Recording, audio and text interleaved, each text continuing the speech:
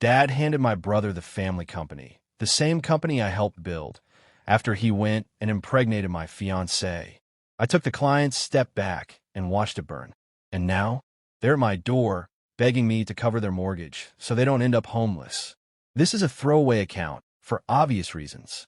I've been sitting on this story for 8 months, letting it rot in my chest, wondering if putting it into words would help me process the wreckage or just make me angrier. But the guilt, the guilt, is eating me alive. Even though, deep down, I know I shouldn't feel guilty about any of this. I'm 34, male, and until recently, I was the operations manager at Morrison and Sons Construction, my family's company. I helped take it from a scrappy little residential outfit into a multi-million-dollar commercial construction firm. The and sons part always felt like a joke because while there were technically 2 sons, only one of us ever really mattered to Dad. Let me paint you a picture. My brother Jake is 31, 3 years younger than me. From the moment he could walk, he was Dad's golden boy. The kind of blatant favoritism that makes your stomach turn. Jake got the brand new cleats for baseball. I got the hand-me-downs. Jake had Dad sitting next to him every night, helping with homework. I was told, figure out yourself. You're smart enough. When Jake totaled Dad's truck at 16, it was brushed off with accidents happen, son. When I put a tiny scratch on the paint backing out of the driveway, I had to cover the full repaint job with money from my part-time gig at the hardware store. But the worst part wasn't the obvious stuff. It was the way Dad spun it, like he was doing me some kind of favor. He'd say, Jake needs more guidance. You've always been the responsible one. You don't need as much attention. Translation? Jake got coddled because he couldn't handle anything, and I got ignored because I could. Healthy family dynamic, right? And it didn't stop with childhood. That pattern followed us straight into adulthood, right into the business. Dad started Morrison and Sons when I was 12. Just him and a couple guys doing kitchen remodels and bathroom additions. By 14, I was working summers, not because I had to, but because I loved it. There's something grounding about building something with your own hands, watching a project rise from foundation to finish. Jake didn't show up until he was 19, needed a job after flunking out of community college.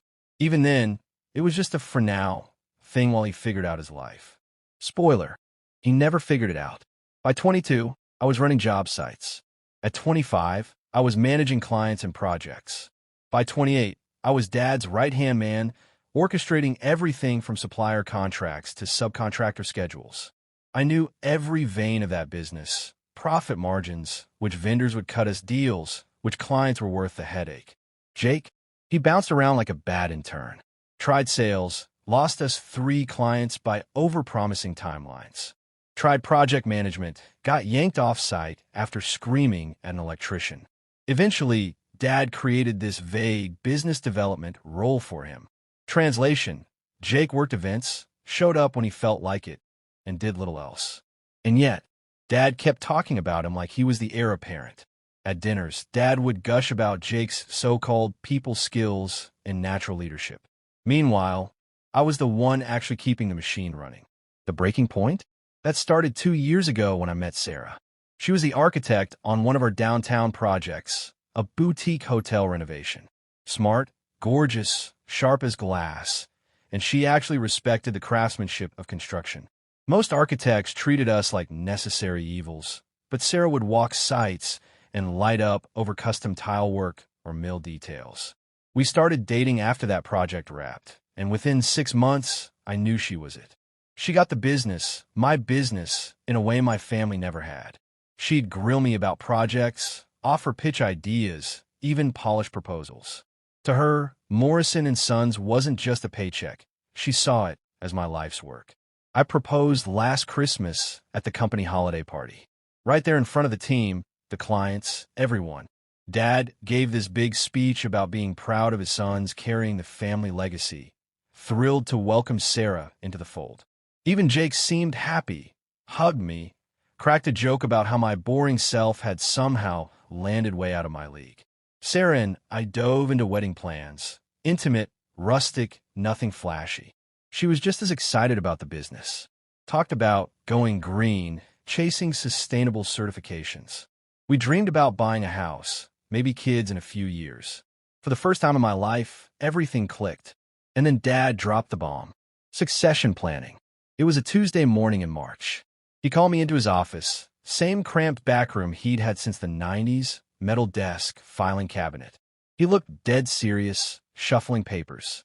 He said, "Son, I've been thinking about retirement. I'm 61, been doing this over 20 years. Your mom wants to travel. Maybe get that RV she keeps talking about." I nodded, expecting good news. After all, I've been running things for years. The next step seemed obvious. I thought this was it, the promotion, the handoff, or giving me majority ownership. Instead, Dad looked me straight in the eye and said he decided to hand the company over to Jake, like he was casually talking about the weather. "He's ready for the responsibility," he continued, "and I think having his name officially on the business will motivate him to really step up." I just sat there, stunned, trying to process the words. "Dad, are you serious?" Jake barely shows up to work half the time. I'm the one who handles all the client relationships, manages the crews, coordinates with suppliers. But he cut me off. "You'd still be operations manager. Jake would handle the big picture stuff, strategy, growth, that kind of thing. You're great at the day-to-day, Marcus, but Jake has vision." Vision? My brother, the same guy who once scheduled 3 different job sites for the same crew on the exact same day, had vision? What vision? I asked, fighting to keep my voice steady. The time he promised the Hendersons we could demo and rebuild their kitchen in a week? Or when he told the city we could finish the municipal building project 2 months early, and we ended up paying penalties for delays? Dad's face shifted into that stubborn look I knew too well. Jake's learned from those mistakes. He's matured a lot lately. And frankly, Marcus, your attitude is exactly why I think Jake should be in charge. You focus too much on problems instead of solutions. I walked out of that meeting like I'd been sucker punched. 20 years of working my ass off of the family business, and Dad was just going to hand it to Jake, because apparently Jake had vision. I drove around for 2 hours before I could even face Sarah, and when I finally told her what happened, she was just as shocked. "That makes no sense," she said. "You're the one who built up the commercial side of the business. Half your clients specifically request you for their projects. Dad thinks Jake has better leadership potential." I told her, still barely believing it myself. Sarah laughed, but not the kind of laugh that warms a room. Leadership potential? The man showed up to our engagement party in flip-flops and a wrinkled polo shirt. He spent the entire evening hitting on my college roommate. She wasn't wrong, but family dynamics have a way of twisting your reality, making you second-guess what you know is true. Maybe Dad saw something in Jake that I was blind to. Maybe I was being petty or jealous. Maybe I should just swallow it and play the good soldier. That attitude lasted about a week. I really did try to make it work. Jake officially took over as president in May, and I thought maybe Dad was right. Maybe more responsibility would finally light a fire under him. Instead, Jake treated his promotion like a free pass to work even less. His first big executive move? Redecorating Dad's old office. $5,000 blown on a new desk, leather chairs, and motivational artwork that looked like it came from a Marriott lobby. His second decision? Hiring his buddy Kyle as Director of Strategic Partnerships, which turned out to be just a fancy title for a guy who golfed with clients while I handled every real project detail. But the real cracks started when Jake began making promises he couldn't keep. He told the Riverside Shopping Center we could handle their expansion and renovation simultaneously, a logistical nightmare that would have required double our crews. Then he promised St. Mary's Hospital we'd install a new MRI suite in 3 weeks, when anyone competent knew just the electrical work alone took 6. Every time I tried to explain why these promises were impossible, Jake brushed me off. "Think positive. Marcus will make it work." And then I'd spend weeks scrambling to salvage the project, while Jake collected the credit for successes and pointed the finger at me for delays. The worst part? Watching our reputation unravel. Deadlines slipped. Quality control tanked because we were rushing against his impossible timelines. I was working 70-hour weeks just trying to hold the company together, while Jake spent his afternoons schmoozing at charity golf tournaments. Meanwhile, Sarah and I were deep in wedding planning. October was circled on every calendar. She was still excited about joining the family business, though even she was starting to see how broken the management had become. A few times, she suggested maybe I should just start my own firm, but I wasn't ready to let go. This was still my family's company, still something I had built with my own hands. And then came the moment that shattered everything. A Thursday in July. I'd spent the whole day at the Riverside site dealing with a bad concrete pour. The crew had botched the mix ratio, and now we had to jackhammer the entire foundation out and start over. By the time I got home, I was exhausted, covered in dust, dreading the fight I'd have to have with Jake about delays. It was past 9. The house was dark, except for the soft glow of our bedroom light upstairs. I figured Sarah had dozed off with her wedding binders, same as every night. I climbed the stairs quietly, but as I reached the door, I froze. Voices. Sarah's voice. And a man's. Not talking, no. The kind of sounds you make when you're definitely not talking. For a moment, my brain refused to process it. And then I heard it. Jake's laugh. That smug, distinct chuckle he uses when he thinks he's being charming. And everything snapped into focus. I stood there for 30 long seconds, listening to my fiancée and my brother having sex in the bed she and I had shared for the past year and a half. The same bed where we'd planned our future together. The same bed where she'd said yes when I asked her to marry me. I didn't bust down the door.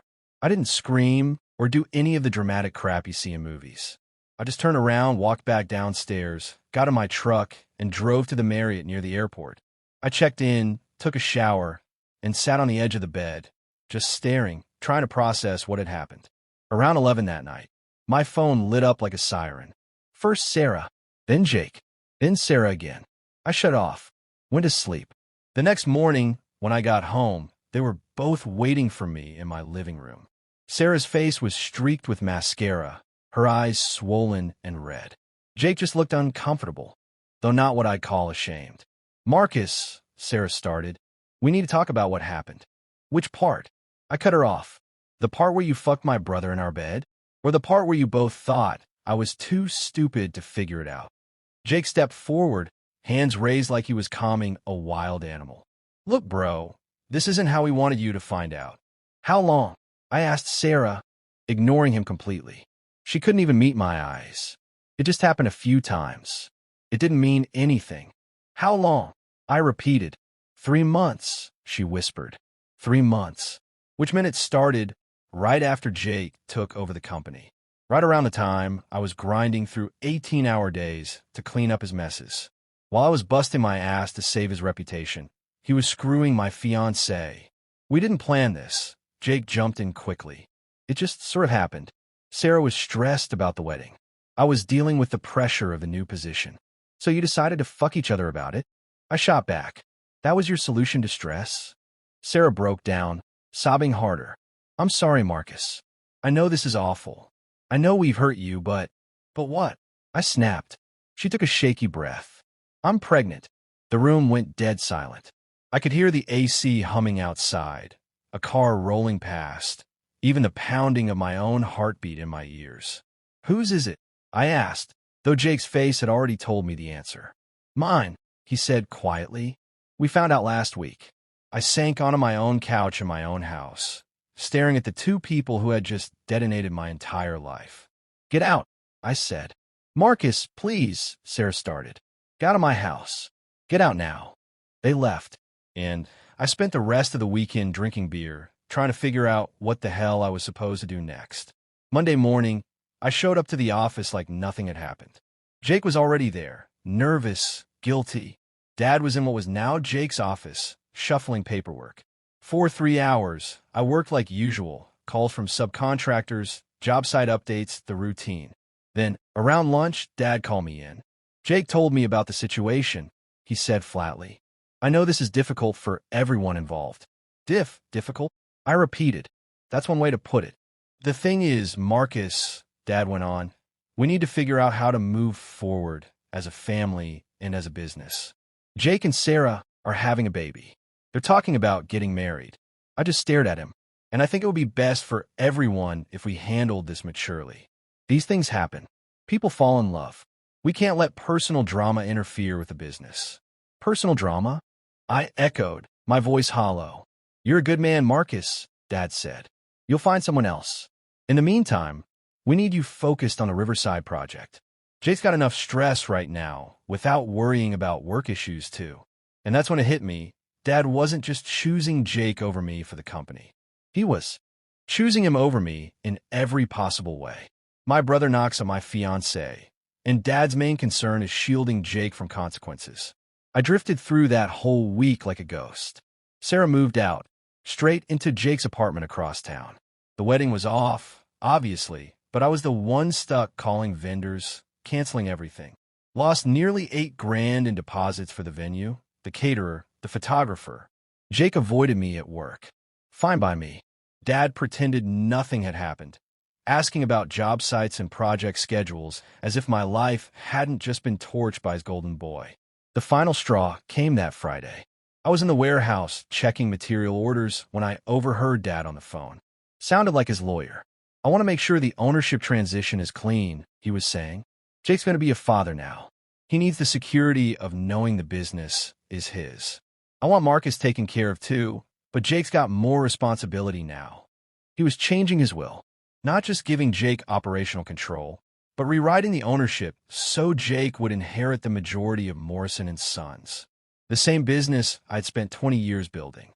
The same business my brother, who stole my fiancée and knocked her up, was being handed on a silver platter. That weekend, I made some choices. First, I hired a lawyer to dissolve my partnership agreement with Morrison and Sons. Dad had set it up so Jake and I each had small stakes while he held majority control until retirement. I wanted out completely. Second, I quietly started reaching out to our biggest clients. Not to badmouth Jake, not directly anyway, but just to float the idea that I might be available for consulting. Maybe even starting my own firm. The response was instant, like a dam finally cracking. One by one, our biggest clients admitted the truth I'd always suspected. They weren't loyal to Morrison and Sons. They were loyal to me. They trusted my schedules, my word, the way I ran a job site. I wasn't just a name on paper to them. I was the guy they knew would deliver. The first defection came fast. Henderson Development, the force behind the Riverside Shopping Center, called me directly. Tom Henderson's voice came over the line on a Tuesday morning. "Marcus, I heard you might be starting your own outfit. Is that true?" I didn't confirm, not outright. I played it careful. "I'm exploring options," I said. "Why?" His answer was blunt. "Because, frankly, since Jake took over, this project's been a nightmare. We're 6 weeks behind, quality's a mess, and nobody can give me a straight answer. If you're going independent, I want to talk about you finishing this job." By the end of that same week, 4 more major clients had called with the exact same message. They weren't just interested in future projects. They wanted out of Morrison and Sons now, mid-job, and they wanted me to pick up the pieces. So that Monday, I didn't wait. I walked straight into Jake's office, where he and Dad were buried in quarterly reports. I didn't bother with pleasantries. "I'm starting my own construction company," I said. "My last day here will be September 30th. Dad's head jerked up, stunned. "Marcus, you don't need to do this. We can work through the personal stuff." "This isn't about personal stuff," I cut in. "This is business. I already have 5 clients lined up, including Henderson Development. Riverside is pulling out effective immediately." Jake's face went white. Riverside was a $1.2 million contract, the crown jewel of that quarter. Losing it would gut them. "You can't do that," he stammered. "That's our project." "Actually, it's not," I told him. "Tom Henderson's already filed the termination. They want me to finish it under my new company." Dad jumped to his feet, red in the face. "This is sabotage, Marcus. You're destroying the family business because you're bitter about Sarah." I didn't raise my voice. I stayed calm. "I'm not destroying anything. I'm building something new. If your clients prefer me, that's their choice." Jake tried a different angle. "What about loyalty? What about family?" And that's when I really looked at him, sitting there in Dad's old chair, hiding behind an expensive suit, playing the victim, like I was the one who betrayed him. "You want to talk about loyalty and family?" I said. "Where was loyalty when you were sleeping with my fiancée? Where was family when Dad handed you the company I built while you were busy knocking her up?" Silence fell like a hammer. Dad sank back in his chair, suddenly looking older, smaller. Jake muttered, "That's different." No, it's not. You made your choices. I'm making mine. The difference is, mine are legal and ethical. And that was it. I walked out, and I never came back. The very next week, Blackwell Construction was born.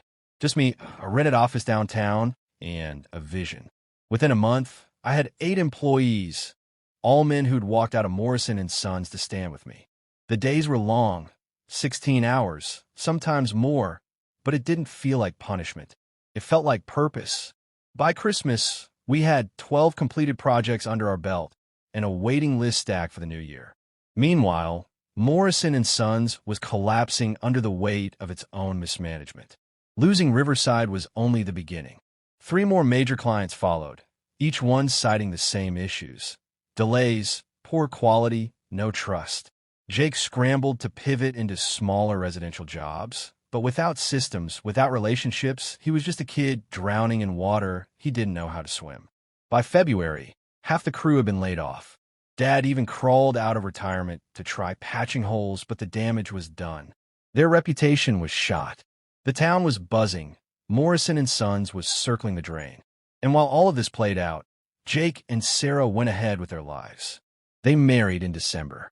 A small ceremony. No invitation, of course. In March, Sarah gave birth to a baby girl, Emma. For what I hear, she's beautiful. And I don't blame her. She didn't choose this mess. But I also didn't owe her or her parents a single thing. By then, my own life was moving forward. I was dating Rebecca, a project manager at one of the architecture firms I worked with. Sharp, grounded, the kind of person who tells the truth even when it's inconvenient. Most importantly, she never slept with any of my relatives. We were taking it slow, but for the first time in years, I could see a real future again. Life felt good, solid. For once, I wasn't trapped inside the cage of family politics. I was free. And then, just when the ground felt steady beneath me, the phone rang. The call that cracked all that hard-earned peace with guilt I hadn't seen coming. It was a Sunday in June, about 10 months after I'd walked away from Morrison and Sons. Rebecca and I were on a back deck, sipping coffee, mapping out a weekend trip to the mountains. My phone buzzed on the table. Dad's name lit up. I almost let it go to voicemail. We hadn't spoken since I left. I was sure it would be another lecture, but something made me swipe to answer. Hello, Dad. Marcus. His voice was different, stripped of that usual edge. It sounded tired, defeated. Can we talk? We're talking, I said. I mean in person. Can you come by the house? I glanced at Rebecca. She shrugged, mouth. Your choice. I sighed. Fine. Later today. The house looked the same as always, the old brick ranch Jake and I grew up in. But when I stepped inside, something felt heavier. The air carried a weight. Mom hugged me longer than usual, her face older, streaked with gray, worry etched in her lines. Dad was slouched in his recliner, a baseball game flickering on the TV with the volume turned so low it was just background noise. Want some coffee? Mom asked. Sure, I said. And just like that, I knew this wasn't going to be a normal visit. We sat around the old kitchen table, the same one where I'd once scribbled through math homework, eaten countless dinners, listened to Dad lecture me about responsibility, and watched Jake get pep talks about his potential. Sitting there now as an adult, under these circumstances, it felt like stepping back into a place that belonged to a different version of me. How's the new business going? Dad asked. His voice didn't carry curiosity, more like stalling for time. Good. Really good, actually. We're booked solid through the end of the year. He nodded, still refusing to meet my eyes. That's good. I always knew you'd be successful. The silence dragged until it was unbearable. Finally, Mom cleared her throat. Marcus, your father has something he needs to tell you. Dad took a long breath and finally looked at me. We're losing the house. I blinked. What? The business is failing. Has been for months. We borrowed against the house to try and keep things afloat, but it wasn't enough. We're 3 months behind on the mortgage now. The banks started foreclosure proceedings. The pieces clicked into place in my head. How much money are we talking about total? About $180,000. That's what we owe on the house, plus the business debts. I leaned back, processing. A year ago, $180,000 would have felt impossible. But with Blackwell Construction doing as well as it was, I could probably swing it if I had to. What about Jake? What's he doing to help? Mom and Dad exchanged a look, and I didn't even need the answer. Jake's struggling too, Mom said quietly.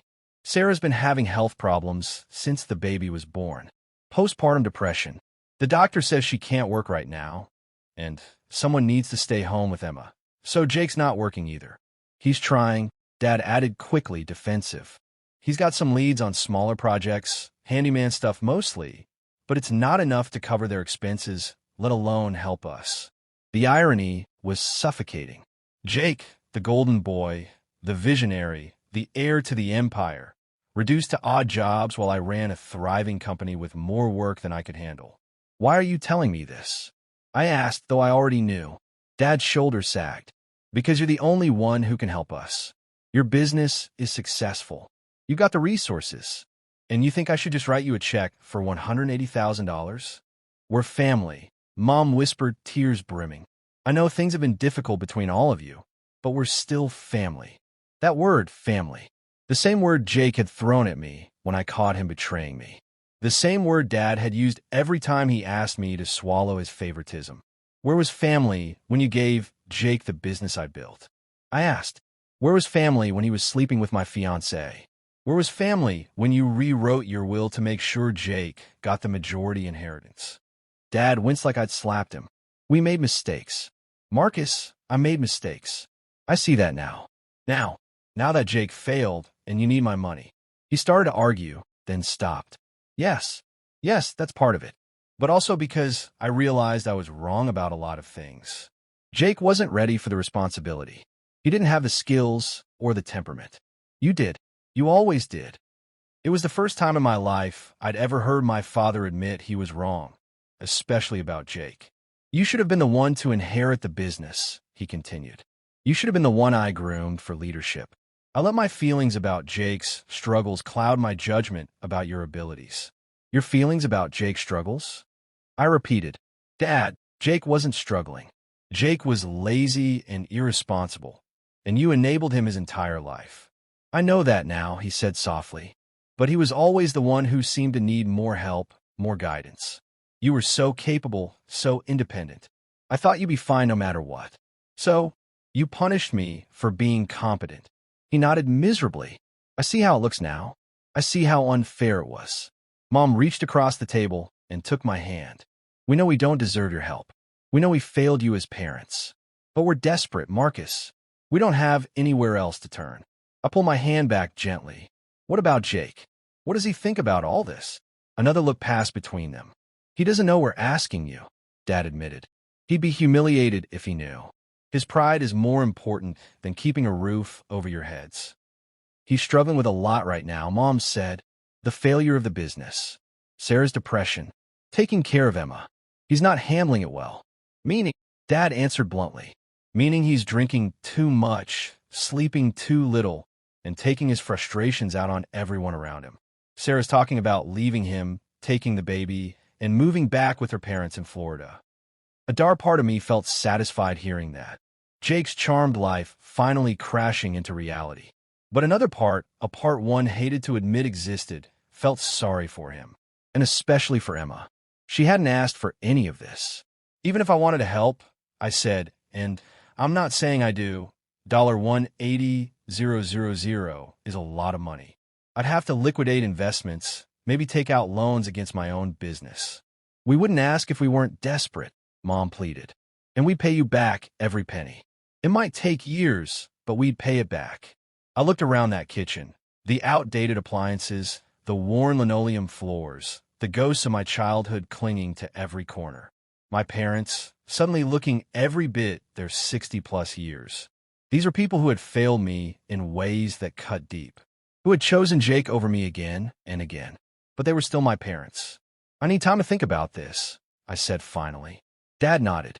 Of course. Take all the time you need. Time, my dad had said I could take all the time I needed. But the clock was already ticking. 6 weeks, maybe 8, before the foreclosure became final. That was the window.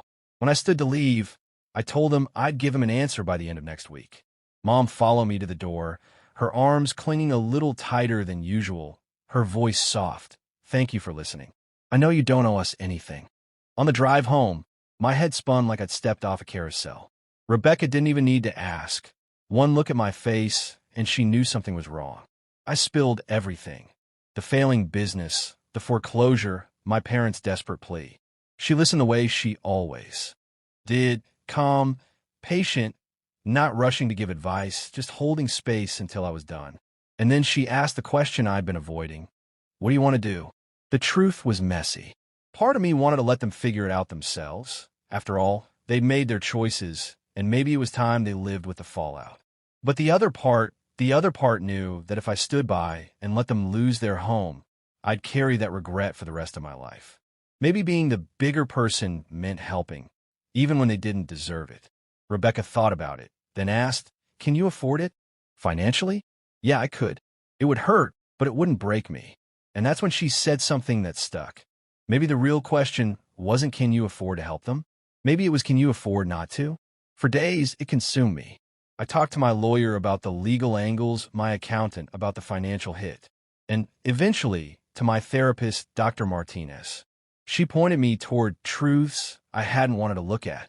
How favoritism and birth order shape us in ways we don't even see.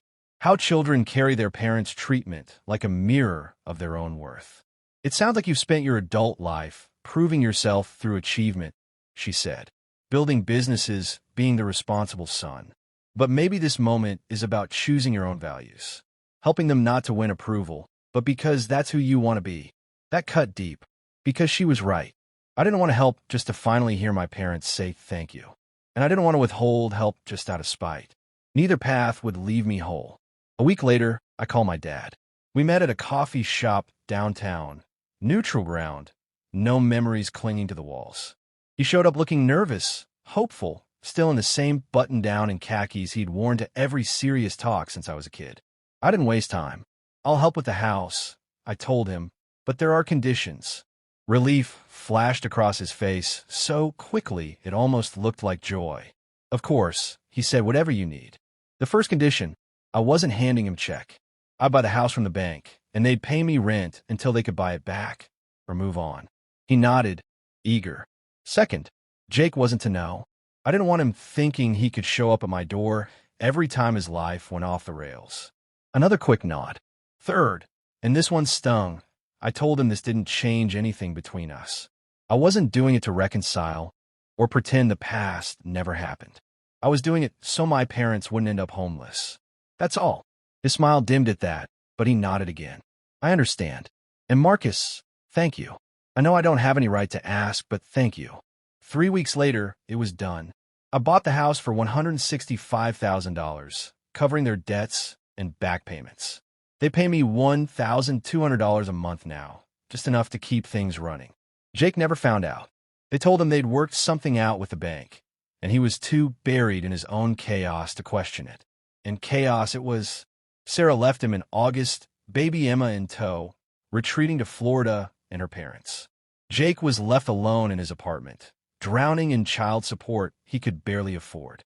He's trying, from what Mom says, rebuilding Morrison and Sons. Only now it's just him taking on small handyman jobs.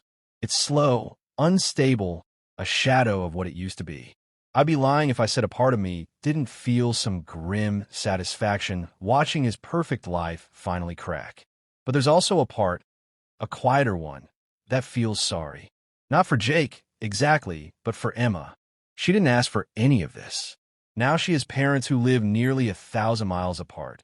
A dad losing his battle with depression and alcohol, and a future more complicated than she deserves. But as for me, I don't feel responsible for fixing Jake's life. He made his choices, the affair, the lies, the business he ran into the ground. Those consequences belong to him now.